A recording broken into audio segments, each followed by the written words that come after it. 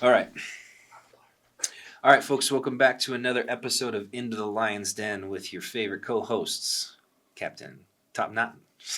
Top Knot. I just got to Breaking recycle. out the I recycles. got to recycle because I got nothing else. I was going to make an OnlyFans comment there for a second, but that would have turned you guys the wrong way. And now it's just lingering in the back of your mind as why were they talking about It's because I have one. Don't let them lie to you. Yes, if you'd like to buy pictures of JD's feet. You don't. Just kidding. That doesn't exist. But if it did, he might have one subscriber. No, just kidding. I feel sorry for whoever they are. Anyways, JD Stevens, Christian Griffith is brought to you proudly by Pride Roofing and Construction and Level Creative Studios. No. Fun heater. All right. So we are going to be spinning into a little bit of a series. It's all going to be grounded on this particular book. So if you can see that in the video, it's Start With Why by one of my favorite authors and speakers, Simon Sinek. The guy is an absolute Jedi when it comes to leadership advice, consulting, and also blending. You'll notice if you actually read the book, physiology, psychology, biology, just standard, like the actual mechanisms of the human integrated into their motivational drivers and transcribed for, the layperson to be able to utilize as leadership advice and guidance and so on and so forth. So he tickles that part of my brain that I still have there. The first book I read by Simon Sinek was actually Leaders Eat Last, which is an amazing book, but it's a similar concept. Or not semi-similar concept, but that one is about why leaders in the military eat last. That's a long-standing tradition, but it was something that was formulated during the time of cavemen and tribes and so on and so forth. The people who brought back the food had the ability to find the food, so they fed the rest of the tribe first, and that's why that stands. But there's physiology that he packs into that book, and there's physiology in this book. So I really like it. So for nerds out there like me, this is a great place to lay your head for a little while. But we're going to be talking about this concept of start with why. As a general kind of overview, if you ever watch his TED Talk, he really breaks it down really well in a 15-minute segment. So if you don't want to read the book, that's a really good segment to watch. But essentially, businesses and people generally introduce themselves or converse with people at a more superficial level than they should then would be conducive for buy-in, then would be conducive for getting people to paint on the same canvas the vision of a leader, so on and so forth. When they're talking about what they do, getting a little bit deeper than that, they start talking about how they do it. They get a little bit more buy-in from people, whether it's they're promoting themselves or their business. But when they talk about why they do what they do, and people find that there's a firmly grounded foundation of, this is why this organization exists. Here's the hole that we're filling. This is the gap that we're filling. This is why we do the business the way that we do the business. You can get true buy-in. You can get true people painting on that canvas, and you can get people to go above and beyond if you're their leader. And so we're going to break this down a little bit. We're going to start with JD's going to take us through some questions, and he's going to start to kind of break me down a little bit about the why factor behind Pride Roofing and Construction. We're going to use ourselves as the guinea pig here. And then we're going to eventually turn this into a little bit of an interview series with some of the guys here at Pride Roofing and Construction, what their why factor is, what drives them, so on and so forth. We think it's going to be a fun couple of videos. So I think it's going to be a lot of fun. We're actually going to do something interesting. I'm going to ask Christian these set of questions for Start With Why. I know Simon's work. I have not read his book. But I purchased the book, the work guide, and Leaders Eat Last. Mm-hmm. So while you guys are with the other members of the team that we're going to bring in for this and going through that, we're going to show that we've done a similar type version of this in the company for basically the whole time I've been here, where we talk about our why. And I've always given what I think is my answer of and I'm sure that it's grounded a little bit in what Simon speaks about here. But then as the closing video to the series, we're going to go through and talk about what I learned and ask me the questions again, and see how it changes after working through the book and understanding more about the series, because I haven't done this exercise yet. So I'm going to go through the book. I bought the work guide, and I'm going to do that, and then we're gonna kind of compare the first two, as myself and Christian, after we meet with our different members of the team and work them through. Ask the questions, give their version of a why of, a lot of like I said, we do this with our team, and we haven't done it recently. So I think it's going to be really interesting to learn that for the different members of our team. But we're going to use, I am not Simon. I'm just going to put that out there right now. He is incredible and he's a brilliant man, but I'm going to use some of the questions that he uses in a bunch of the videos I watch. I've watched a bunch of videos preparing for this particular series from Simon. Mm-hmm. And so I'm not going to say that we're going to do him any justice as far as, because like I said, he's brilliant. But we're going to, imitation is the best form of flattery. Yeah. So we're going Simon, to work through. Write a comment on our video. You want to make our whole year say nice video. It'd be pretty crazy. It would make our whole year. I would probably not stop smiling. So I'm trying to think how to transition this. So this is a fixed list of good. He doesn't prescribe a fixed list of questions, but he does provide a framework. Several guiding prompts to help individuals uncover their why. Here's some of the core ones that I've pulled out. So he doesn't ask everybody the same question, because it has the questions change, and that's why I say I'm not him, because he's a wizard at this as far as pulling out the different, based on the responses and things like that. He's just incredible at this. All right, so for the first set of questions, or key questions, this one's going to be reflect on life story questions specifically. Okay. So I'm going to list them off to you, and then you answer the one that you're comfortable with answering in this format. Mm-hmm. So there's the idea of these is to help you look back at pivotal moments that shaped you. Mm-hmm. So the first one is, what are some of the most meaningful or memorable experiences in your life, both good and bad? What stories from your past make you feel proud, alive, or fulfilled? When have you felt most yourself, when everything felt right and in flow? What common themes or patterns show up? Oh, and then those are the ones after, sorry. And then those are questions for me after. What's the first one again? The first one is, what are some of the most meaningful or memorable experiences in your life, both good or bad? Okay. Well, one of the meaningful events in my life that really shaped, at least in my early life, it definitely still carries now, but in my early adolescence, early adult life, a lot of my personality and my drive, who I was shaped by an event when my parents actually got divorced. I guess I won't go too much into detail with all of that, but there was a lot that led up to that moment. There was a lot of friction between my parents. There was a lot of things that made the home not an incredible place to be on certain occasions. Now they loved us. It wasn't a crazy place. I'm sure there's a lot of traumatic events that people can kind of put their piece in if they're listening to this. But what ended up happening after that and how I chose to respond to it really shaped my life and my personality. It completely turned me around. Before that, I was a bit of a, I was kind of a loud kid, kind of a loud, not necessarily a color inside the lines type of kid, not a great student, kind of an excuse maker in certain occurrences.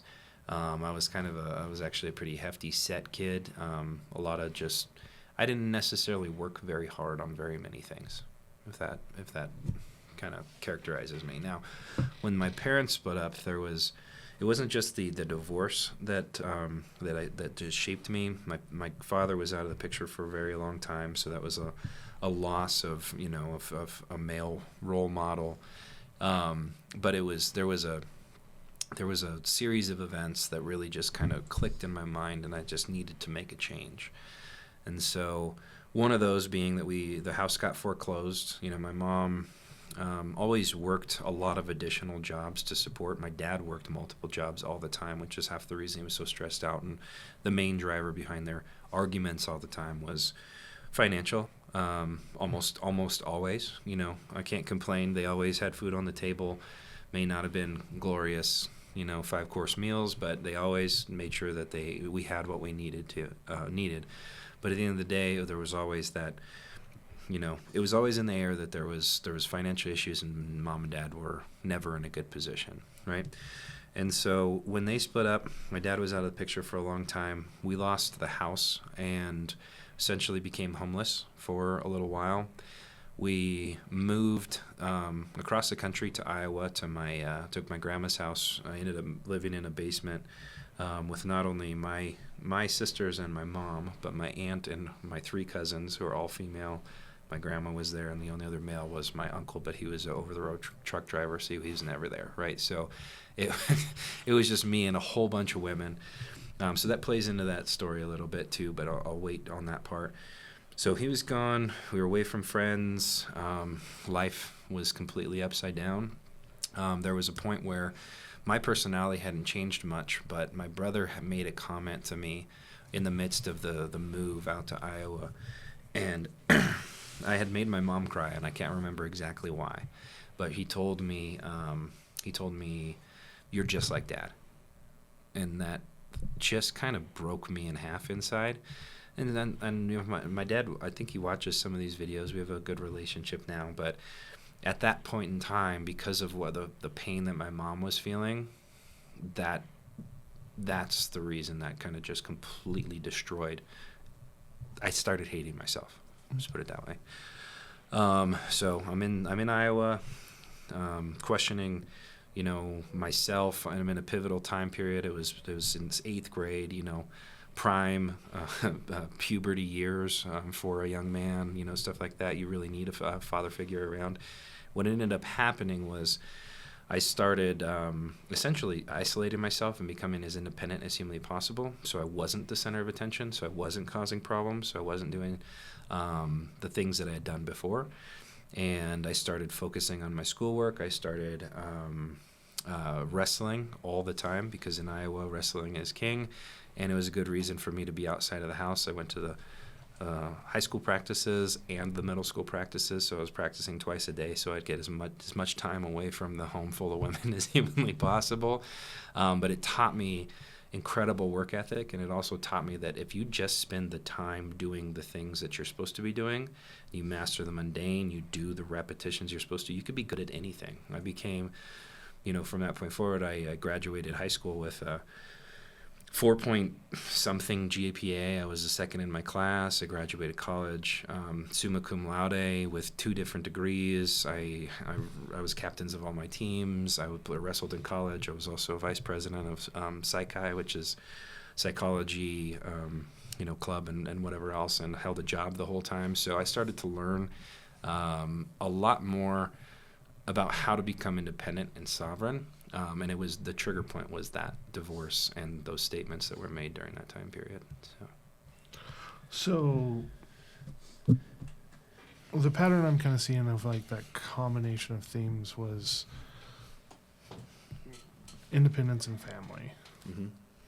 Were 2 things that kind of arose from that, of this desire to stand on your own, Mm-hmm.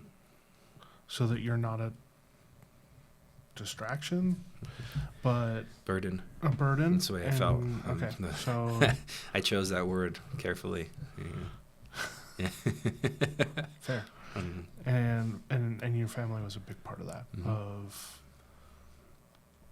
not that you were trying to remove yourself from them, but to make it easier on them. Mm-hmm. I wanted to make it easier on them, and I wanted to make myself so, well, for one, I didn't want them looking at me like I said, like a burden, like there was something they needed to worry about all the time. So I started to try to master everything that I possibly could, so that I was always looked at like Christian has nothing we all have to worry about, so we can stay worrying about all the other stuff. You know, I love my mom to the end of the earth, and I don't want to add any more stress to her.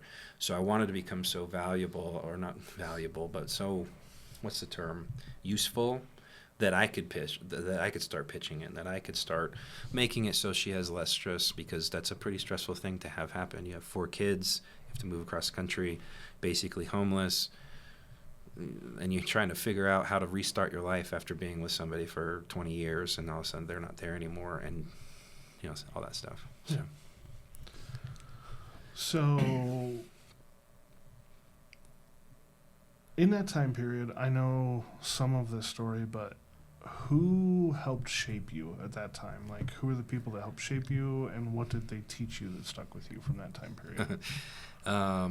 One person that really resounds in my head, and I've actually mentioned him on a different one of our podcasts. I can't remember which series it was, but Coach Duff. Coach Duff. He was a wrestling coach for both the middle school and the high school out in Iowa, where I went, where we moved. And I only knew him for that year, but he really had a positive impact on my life. At first, I was scared of the guy. I mean, the guy's like 6'4". He looked like a Viking straight out of out of the actual Viking series. Never saw a smile on his face. Very stoic human. But he could see things in me during that time that I didn't see in myself. I was showing up to the extra practices because I wanted to get away from the girls. He saw that I was willing to put in extra effort. He saw that I wanted to master my craft. He saw that I had discipline and that I could be relied upon. And he played into that. He helped me in a lot of different ways. He gave me a lot of guidance. He taught me a lot of important things. And he was basically, I gave a lot of credit to Dan Gable's quote, you know, once you've wrestled, everything else in life is easy. But I didn't hear that from Dan Gable. I heard that from Coach Duff. And he's like, if you can master something like this, where you go to combat not only with the people around you, but with yourself every single day, and you find a way to become better and become victorious in every one of those instances because you gave your all in every event that you could, you will be successful. And he played that over and over and over with me when I would go through my my peaks and valleys. So. Okay. Then the next one is understanding your contribution and how it matters. So kind of the same thing. 4 questions. What contribution do you make to the lives of others when you are at your? What contribution do you make to the lives of others when you are at your best? What kind of impact do you want to have on people? Why do you get up in the morning beyond a paycheck? And what inspires you about the work you've done or want to do? Okay, so we can talk about contributions, I guess. One of my drivers, the things that gets me out of bed in the morning, the things that helps me through the hard times, help me stay motivated in the darkest hours before the dawn, so to speak, and because everybody has hard times, and usually it gets really, really bad, and then it eventually gets better, But one of the things that really drives me through all of that is I know that the trajectory of, the decisions I've made and the trajectory that I'm on, I know that I'm in a power or in a role of influence with people. And I take that very seriously, get cliche or weird, but like on Spider-Man, he's like with great power comes great responsibility. And I really understand that instinctually. I have the ability to breathe life into people that I come into contact with, or speak death into them. So it could be either or, and a lot of that depends on how emotionally and intelligent I am enough to realize that during every interaction, I guess. But yeah, I want to contribute nothing but positivity into the people around me. If I hire people in, regardless if they stay for forever or not, I want to know that when they leave, they're better because they came here, right? I want to teach people things that are valuable, universal skills. It's one of the reasons I love sales and communication in general, is because it's such a powerful thing for people to have in their, in their tool belt, their life tool belt, whatever you want to call it. Is if they have the ability to promote themselves and to sell themselves and to communicate effectively, they can get through any door they want to get through in the future, right? And so I take that very seriously, and I think that that's one of the drivers for me, and the contribution that I have to people is I'm committed to making sure that the people around me become better because I had a chance to be with them. And it's not to toot my home horn or say that I'm better than other people. That's not really what I'm getting at. I just have a perspective, a unique skill set, and I want to be able to give that to other people. It was given to me by mentors and people over time, and I guess instinctually, the law of reciprocity reigns true in my life. If I've been given it, I want to give it away too. Let's pay it forward. So. I don't have any follow-ups on that one as far as I know that what you're speaking to, you do. Mm-hmm. We've seen it hundreds of times over, it feels like, with our different employees and things like that. And the knowledge that you've generated and came into with, but then also have learned while mastering our craft, your craft and our craft, is you're willing to give that back to the team. I don't know how many times in the evenings you and I have made the joke of like, if you just do it the way that we teach it. And it's not it's not an ego thing. It's not because I want you to do it my way. It's because we want you to do it the way that we found effective, because we've made all of the mistakes that you're making right now. Yeah, that's a hard one to get past. I have a longer fuse than most people do. You could probably speak to that, but I care about people, and I see things in people that I don't think that they always see in themselves. I have maybe it's a filter over my eyes that ignores the bad and only sees the good. It's come back to bite me in the ass a lot of times when it comes to business, but I don't want to ever get rid of that filter. I want to be able to see what you're capable of and somehow help you maximize that. And if that's at the expense of stress and I don't know, hard nights for me, I'm okay with that. But you've surrounded yourself with people that are a balancing force to that too. Of like, I know at times I can stand at the other end of that of like, no, we're done. Mm-hmm. And you're just like, okay, whoa. Let's reel it back just a touch. Yep. Of like, and sometimes it takes a while for us to meet into the middle, but that's another thing that you've done very powerfully in this organization is surrounded, you know that you're not the authority on everything. So you have brought in people who are authorities on the different legs. Yeah, I mean, I'd be an idiot to think that I was amazing at all of the different things that we need to do. I mean, I didn't grow up building roofs. I didn't grow up, the son of a son of a son of a contractor, right? It's not in my blood. So I'd be stupid to think that my words reign true and are all powerful. It's like, no, I need to find the right person to fill in that gap for me, and we can learn from each other. I feel like every business owner should think from that perspective, but I don't disagree. They probably don't all, which is probably why 99% of businesses fail within 10 years. So there's a lot of learning lessons when you're starting businesses. So the next set of this, starting with why, is discover beliefs and values that drive your actions. So what causes or beliefs do you consistently stand up for? What injustices or problems upset you enough to take action? What are you doing when you feel the most energized and passionate? And what principles guide the decisions you make, especially when no one's watching? Repeat the first one again. The first one is, what causes or beliefs do you consistently stand up for? I knew this one would resonate with you.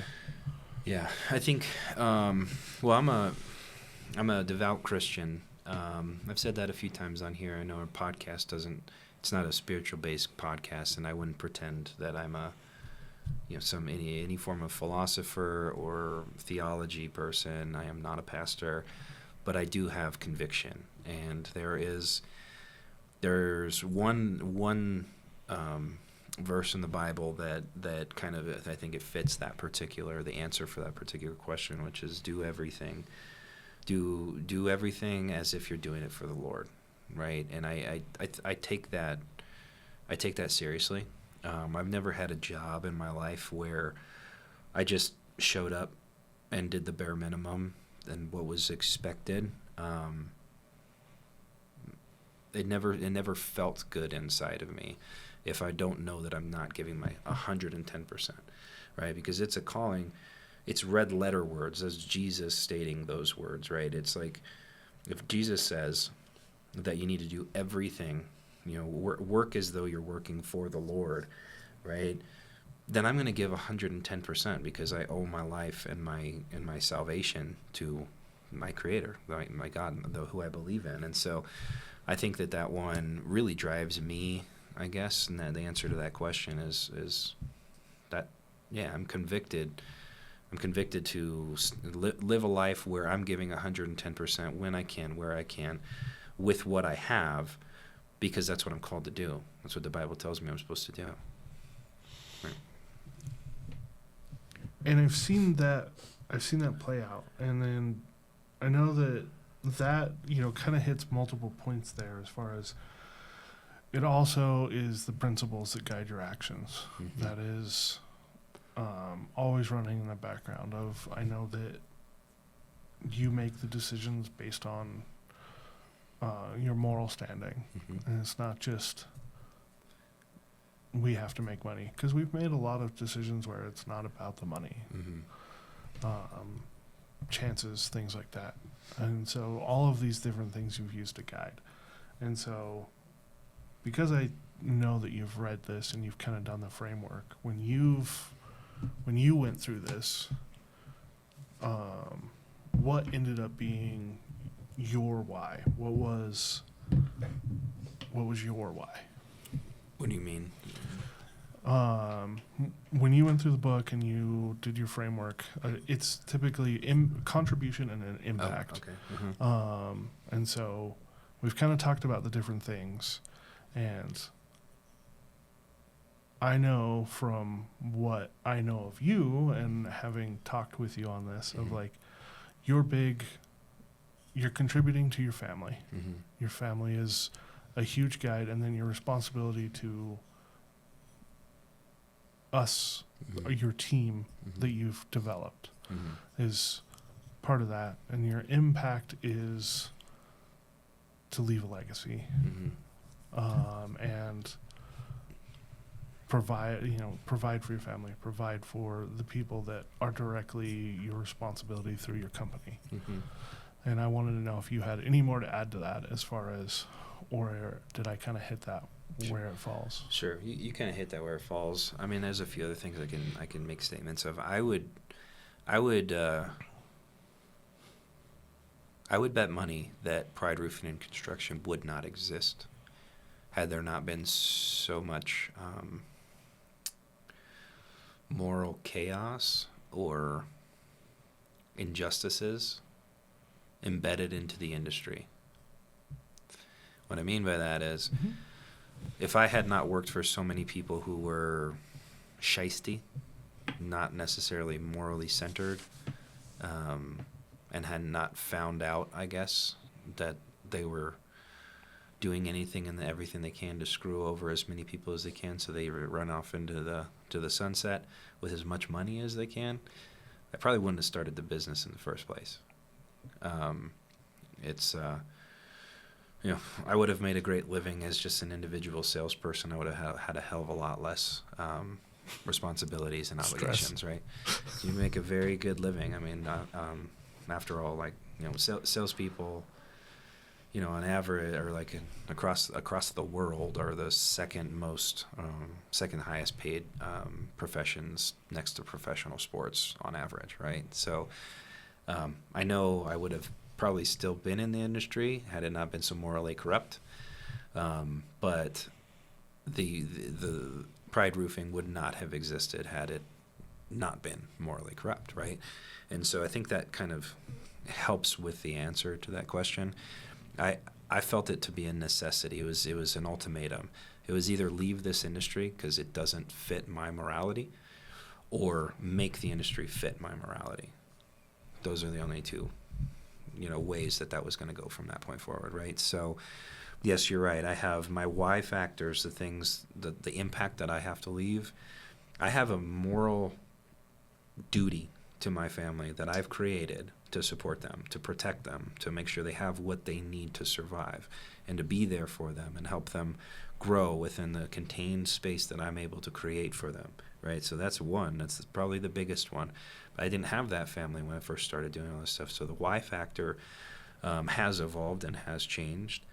But I also have another piece to all of this. I had a teacher, Mr. Trotter.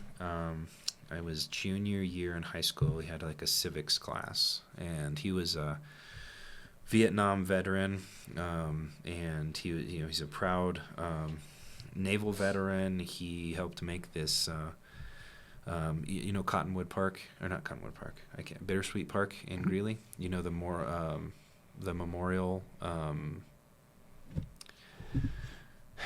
The one next to the basketball courts. Yes, the Veterans Memorial there. He actually designed that, and he did all of the fundraising to get it erected, and he's the one that does the Memorial Day service and all that stuff there every year. And so, anyways, this guy, that's not why I followed him. It's one of some of the reasons I respected him. But he said something to me that really clicked early on in my life, where I turned in kind of a half-ass paper to him once, an essay, and it was different than the other ones that I had put together, and he knew that because he knew me. And he throws it on my desk, and he says, "I'm not going to put a grade on this yet. I'm going to give you a chance." I was like, "What?" And he's like, "Is this the best that you can do?"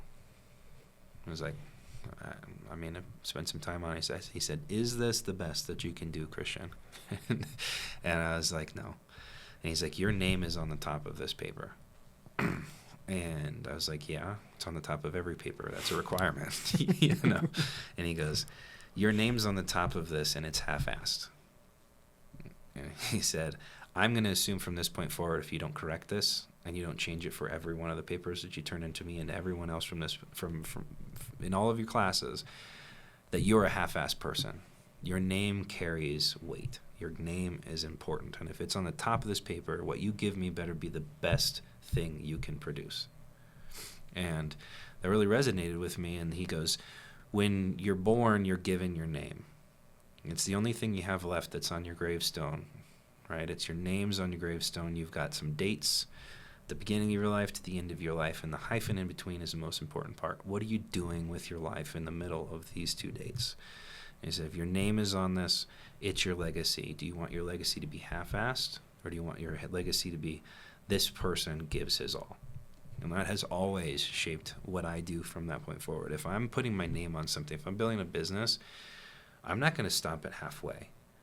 I'm not going to stop at, this is good enough, this is sufficient. I'm going to get to absolute closest point to perfection as possible and continue searching for perfection, because that's what my legacy and who I'm supposed to be is, right? And so, yeah, there's the family is the why. I have a moral responsibility, or a duty to them to protect and provide. But the legacy is also very important. I want to be remembered as somebody who gave everything they could when they could.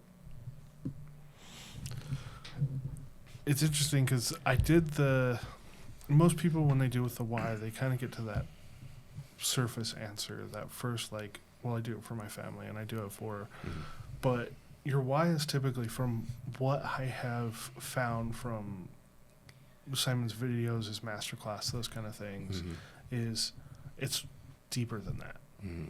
Those add to your why, but they're not typically your why. And you have a very good grasp of like, I want to excel at what I do, no matter what that is. I'm not going to be a half-assed person of I'm going to propel myself. And that's what you saw in your story of even like when you're talking about in high school, you know, when your parents went through the split, you became the best version. You started becoming the best version of yourself. Yeah, those two stories have an echo between them, because who I was that I didn't like hearing was half-assed, was a burden, was less than I could be. And so you've dug and found that deeper reason why of like it's more personal, but you do know that like, yes, those are things that like, you know, whenever I've answered this question for myself, and that's why I'm reading the book to understand it deeper because of the way he asks the questions, is it's beyond just like family and friends and those things of like there's true the impact and contribution. I want to have this impact because of these contributions. And you've seen that of like I've driven myself to be the best version of myself. When I got into an industry that I couldn't agree with because of the way it was being operated, I knew I had to leave or create my own. And if I'm going to create my own, I'm going to make the best version of that, the most honest version of that, because that's what we are driving for. Is I want to create a more honest version of this self. I want to be a more honest version of myself instead of the other part of me that was just loud and brash because I felt that's what I had to do, the half-assed human. Yeah. You've worked to be that full-assed person. I occasionally come off three-quarter-assed or here and there or whatever. But no, but there's a compounding effect that I've sometimes been able to think, you know, and do a little analysis with. But it's like the cool part about being dedicated to self-mastery, dedicated to giving 100% regardless of whatever it is that you're doing, is that you do, as long as you do that 100% of the time, you become successful in one way, shape, or form, right? You become healthier, you become more mentally clear, you become more monetarily successful, you become whatever it is. If that's something that's part of your, you know, what makes you you, by nature or byproduct is success. But that success now has the ability to compound on different levels, right? If I continue the way that I have been for as long as I have to get us to this point, and we amplify and we can share that why and get people to buy into that vision, the company by nature will expand and grow, which then will allow me to have this more of an impact with more people and have a wider reach with what I want to give back within all of that, right? So let's just say I'm a firm believer that you should know why you're doing what you're doing. It's an incredibly powerful tool, and one that, like I said, I've never really dove into. I'm interested to see, you know, where I land at the end of this after you've done some of the interviews with the other folks. You know, seeing what they think their whys are, and you know, trying to get them to dig deep and move past the surface of like, well, I need to buy dog food for my pup. Because we've gotten a lot of those kind of answers over the year. And yes, that's a responsibility, but well, there's sometimes people just haven't had a lot of reasons to have to think about the why. It's there. Yeah. But because they're not thinking about it and they're not focused on it, they don't make it to where they want to go as fast as they should, right? When you dedicate it and focus and you think about this stuff and you commit to it, things change, right?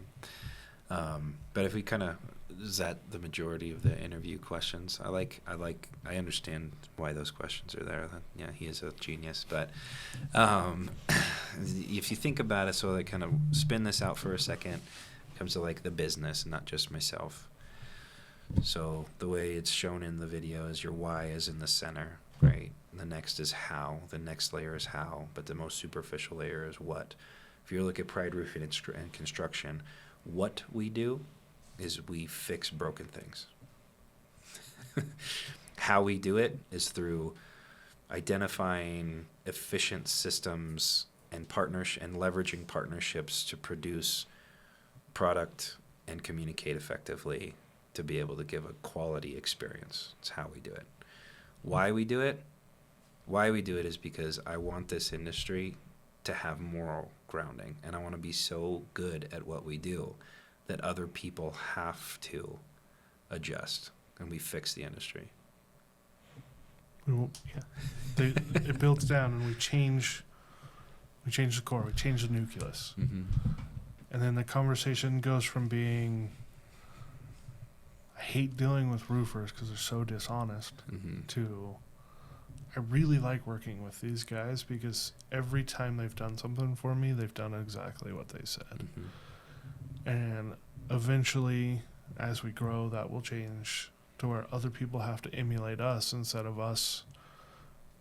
You know, a lot of companies end up emulating the competition, Yeah. and it causes a degradation because it's hard. It's hard not to emulate the competition Mm-hmm. because we could make a lot more money if we emulated Well, it's a the hell of a lot competition. easier to cheat than it is to do it the right way. Sure is. Right, and that's what we're fighting up against all the time. But I wouldn't want to be on the podium if I cheated. It's not fun. I was like, yeah, you're in front of the crowd, and they might not know what you did, but you do, and you got to go to bed with that. You have to live with it every second. Yeah. Of, well, I cheated to get here. Nobody knows. You Yeah. know. Yeah. And it may not bother you now, but when you reach the end of your life, is it not going to bother you? Chickens are coming to roost, Bobby Boucher. Chickens are coming to roost. All right.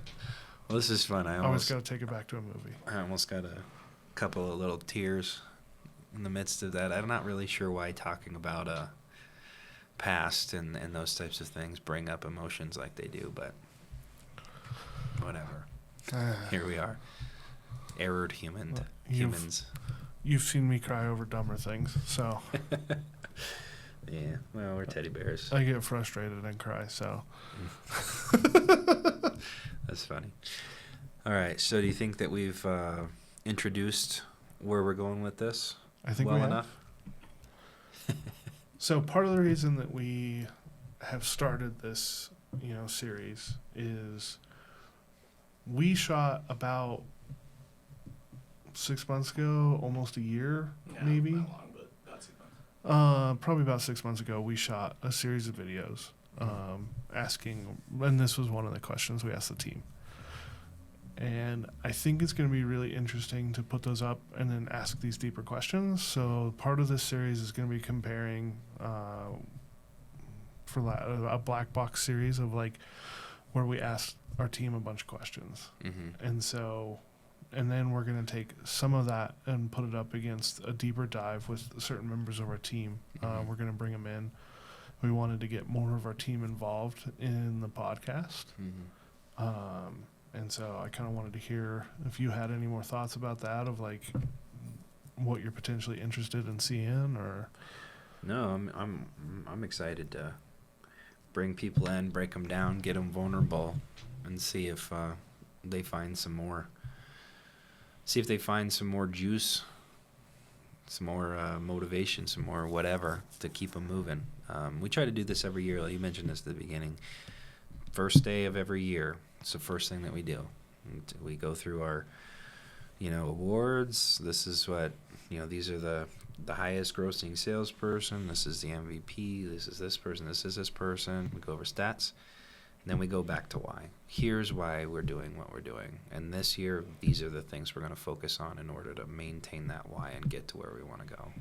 And so I guess to give a little bit of advice outside of what we're going to do, the little social experiment we're going to do with our team members, as business owners or as leaders, I would highly encourage each of you, if you don't know what your why is and why you've decided this is where I'm putting my roots in, investigate that a little bit so you can strengthen those roots.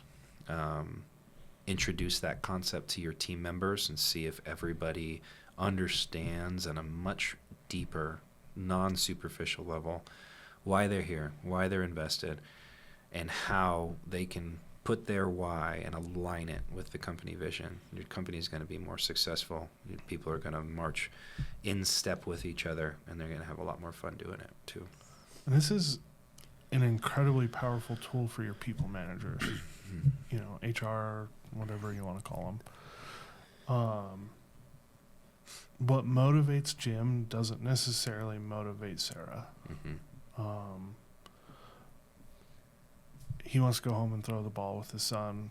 She wants to spend time with her friends in Cabo, or there's everyone. People have a myriad of different things. I want to get outside. That's my big thing. I want to, all summer long, the stuff lives in my Jeep, and I just want to get out of here. And if your people managers can know those things, know what is valuable to that person, anniversary gifts and those kind of things, all that stuff can be way more meaningful. Working with someone so that they can be able to have some of those things. Some dudes, it's going to be money. I just want to make the money. Well, there's more than that. You really break somebody down. We learned this in the gym industry. When we had a pitch book, essentially, for personal training sales, and it was not acceptable by our bosses if somebody gave us a superficial answer.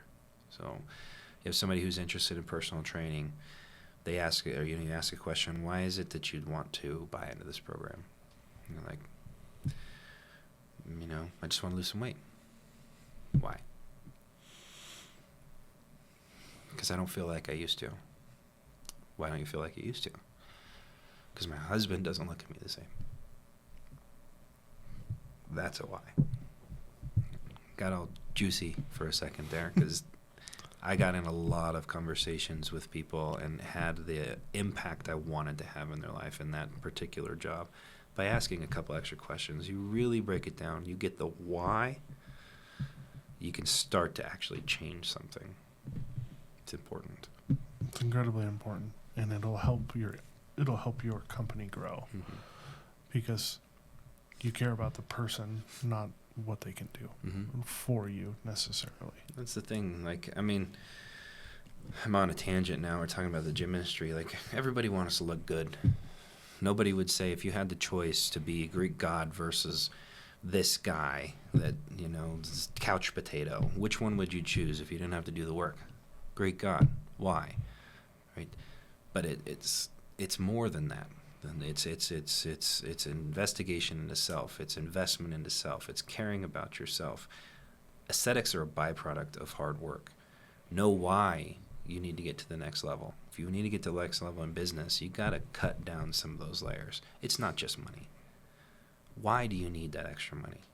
Because I want to provide financial support for my son that I never got when my dad left when I was 6. That's the insertion point. Right. Correct. Very rarely is it just about making the money. Yeah. I like nice things. Why? Because I grew up on the street and I never had a pair of shoes that was my own.